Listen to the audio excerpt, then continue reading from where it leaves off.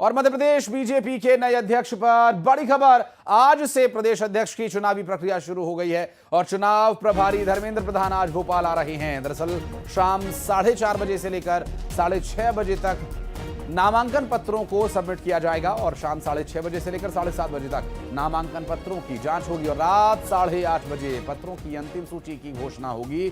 कल सुबह 11 बजे से लेकर 2 बजे तक चुनाव की प्रक्रिया यानी वोटिंग होगी और कल दोपहर 2 बजे के बाद वोटों की गिनती और एक नामांकन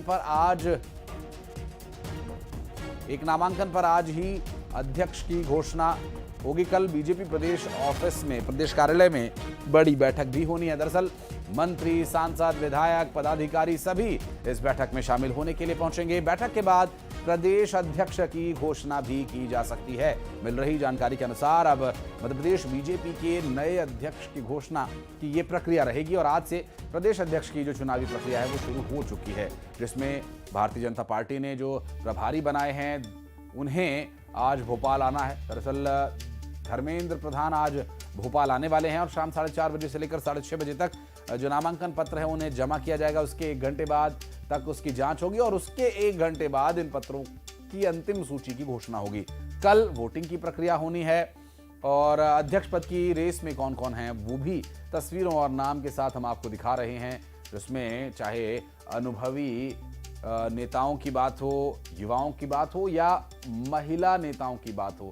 और इसके लिए जो भारतीय जनता पार्टी ने प्रक्रिया, जो उसकी परंपरागत प्रक्रिया है अपनाई है, उसके लिए हालांकि मध्य प्रदेश में कौन सा चेहरा ज्यादा बेहतर साबित हो सकता है, कौन से चेहरे को पार्टी की जिम्मेदारी दी जाए, किस पर भरोसा किया जाए, ये सभी जो प्रक्रिया है उसे बीजेपी शुरू कर चुकी है।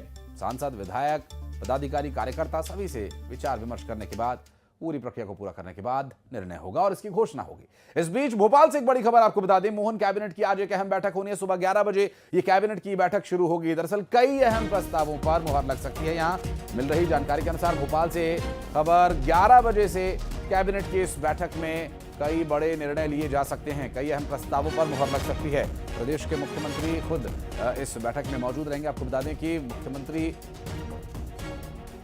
डॉक्टर मोहन यादव की अध्यक्षता में ये कैबिनेट की आज महत्वपूर्ण बैठक होने। सुबह 11 बजे से कैबिनेट की बैठक शुरू हो जाएगी और कई महत्वपूर्ण विषयों को इस बैठक में शामिल किया जा सकता है और उम्मीद ये भी की जा रही है कि बैठक के बाद जो औपचारिक घोषणाएं होंगी उसमें कई बड़े फैसले भी देखने को मिल सकते हैं, जिन्हें प्रभावी किया जाएगा इस बैठक के बाद। और मध्य प्रदेश में करप्शन पर गरमाई सियासत, कांग्रेस का बीजेपी सरकार पर बड़ा आरोप है। जल जीवन मिशन बना लूट का मिशन, जनता के पीने के पानी तक को नहीं छोड़ा, आरोप लगाया गया। दरअसल नलों के बदले नोटों की पाइपलाइन बिछा दी गई। अफसरों से लेकर मंत्री तक रिश्वतखोर है, ऐसा कहना है कांग्रेस पार्टी का।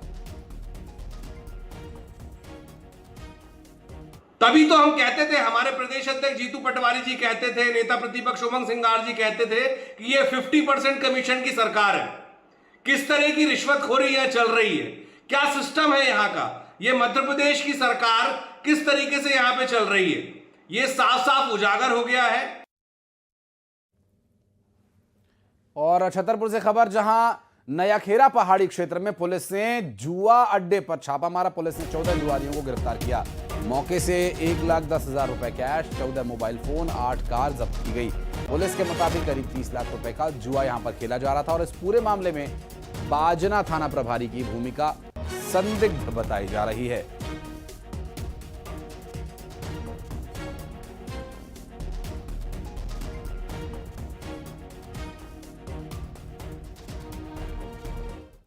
और दुनिया की सबसे बड़ी औद्योगिक त्रासदी के अवशेष के रूप में मौजूद यूनियन कार्बाइड के कचरे का अध्याय आखिरकार समाप्त हो चुका है। पीथमपुर के रामकी प्लांट में 55 दिन में 337 मीट्रिक टन जहरीला कचरा कई चरणों में नष्ट किया गया और कचरा जलाए जाने की पूरी report Madhya Pradesh high court में पेश की जाएगी। आपको बता दें कि प्रदूषण नियंत्रण मंडल की निगरानी में यह पूरा कचरा बर्न आउट किया गया।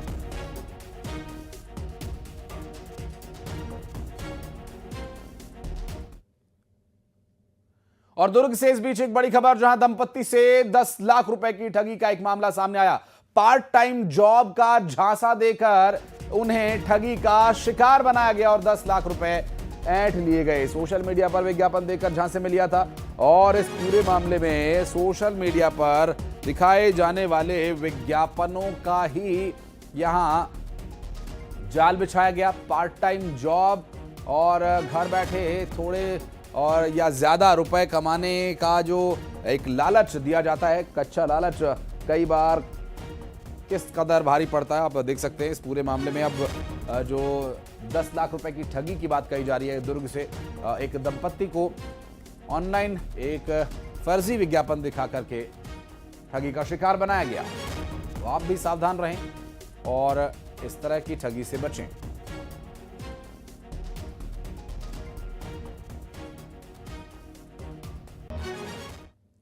बिलासपुर में बारिश के बीच अब बुलडोजर एक्शन किया गया और आपको बता दें कि रतनपुर खंडोबा मंदिर के पास अवैध निर्माणों को बुलडोजर से ध्वस्त किया गया। इस कार्रवाई के दौरान कब्जाधारी की प्रशासनिक अधिकारियों से बहसबाजी हुई और यहां तक कि झड़प के भी हालात बनते नजर आए। तीखी झड़प की भी बात कही जा रही है। बिलासपुर से ये पूरी कार्रवाई की तस्वीरें सामने, कब्जाधारी से तीखी झड़प हो गई थी। और आपको बता दें कि इस पूरे मामले में हालांकि अभी जो कार्रवाई है उसे पूरा तो कर लिया गया है, लेकिन इस पूरे मामले में कुछ और एक्शन अभी लिया जाना बाकी है।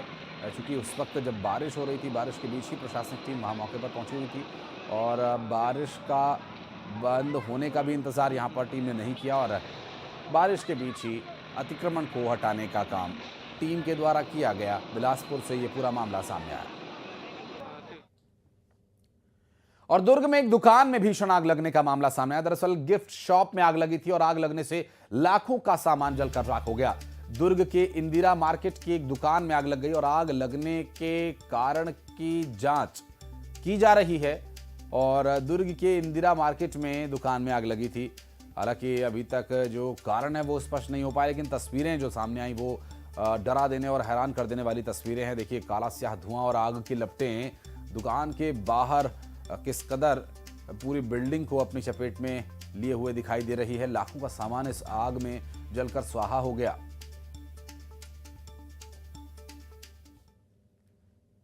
और मुंगेली जिले में ब्राउन शुगर के मुख्य सप्लायर को बिहार से गिरफ्तार किया गया। आरोपी करणबिंद को मुंगेली पुलिस ने बिहार के सासाराम से गिरफ्तार किया है।